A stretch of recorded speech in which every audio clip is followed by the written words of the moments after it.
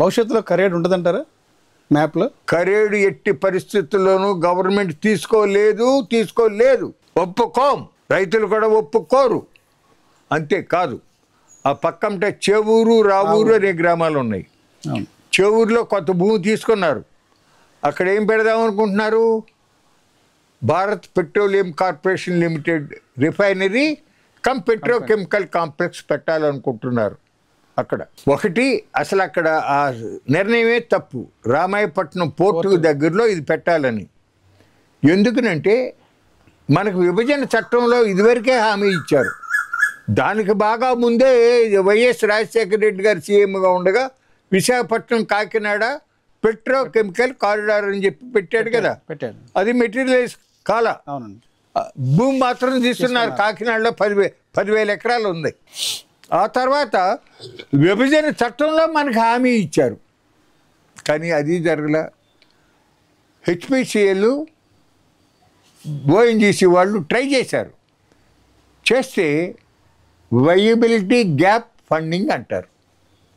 14% internal rate of return రావాలి. 14%.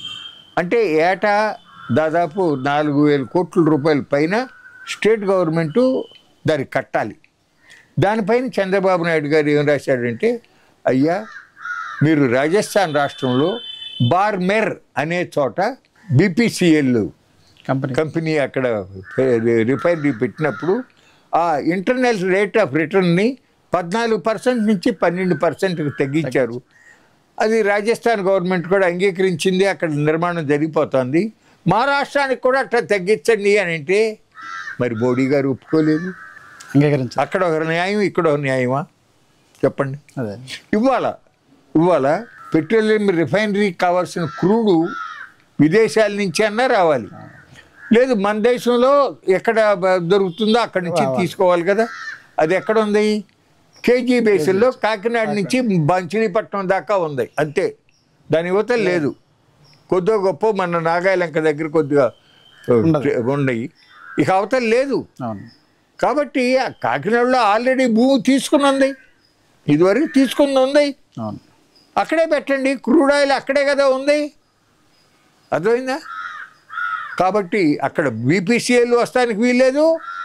కరేడ్లో Indosol solar project వస్తానికి వీల్లేదు. ఆ ఇండోసోల్ సోలార్ ప్రాజెక్టు అది అక్కడ ఆ ఊరిలో ఉన్న చెరువు నుంచి నీరు వాళ్ళు ఆ ఊరు వాళ్ళు కరేడు గ్రామాలకి పచ్చటి వాతావరణం, అసలు పచ్చటి వాతావరణమే కాదు, వరుసనే కరువు వచ్చిన రోజుల్లో కూడా ఆ చెరువులో నీళ్లు ఉండి ఆ ఊళ్ళో వాళ్ళకి తాగడానికి మంచినీళ్ళు ఇబ్బంది లేకుండా, పంట పండించుకోవడానికి ఇబ్బంది లేకుండా జరిగిపోయిన పరిస్థితి అక్కడ ఉంది. అంతా చిన్న వాళ్ళు ముందు వరేస్తారు, తర్వాత వేరుశెనగ కానీ అపరాలు కానీ ఇట్లా 2-3 పంటలు వేస్తారు. అట్లాగే దాదాపు 700-800 ఎకరాల్లో ఒలవపాడు మామిడి తోటలు కూడా పెట్టారు ఈ ఎక్విజిషన్లో.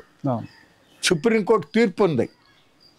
లోగడ సుప్రీంకోర్టులో తీర్పు ఇచ్చారు ఒక ఆయన. ఏమని? దట్టంగా చెట్లు ఉన్న ప్రాంతం కూడా అడవిగా గుర్తించాలి, డీమ్డ్ ఫారెస్ట్. దాన్ని మోడీ గవర్నమెంట్ ఏం చేసిందంటే అట్లా కుదరదు, రికార్డు అయి ఉంటేనే ప్రభుత్వ రికార్డుల్లో అటవీ అని చెప్పి రికార్డులో ఉంటేనే అడవి, లేకపోతే లేదన్నారు. మార్చారు. కానీ సుప్రీంకోర్టు జడ్జిమెంట్లో దాన్ని ఒప్పుకోవాలి. ఖచ్చితంగా డిక్షనరీ మీటింగ్ ఏదైతే ఉందో ఆక్స్ఫర్డ్ ఇంగ్లీష్ డిక్షనరీలో దాని ప్రకారంగా అంతకుముందు గోదావరి తీర్పు అంటారు. అది దాంట్లో ఏదైతే ఇచ్చారో అదే ఉంది, అదే కరెక్ట్ అని చెప్పి తీర్పు ఇచ్చింది. ఆ తీర్పు ప్రకారంగా ఒలవపాడు మామిడి తోటలు తీసుకుంటానికి వీల్లేదు. ఒలవపాడు మామిడి తోటలు ఎక్విజిషన్లో పెట్టారు కాబట్టి నీ జీవో కూడా కొట్టేయాల్సిందే.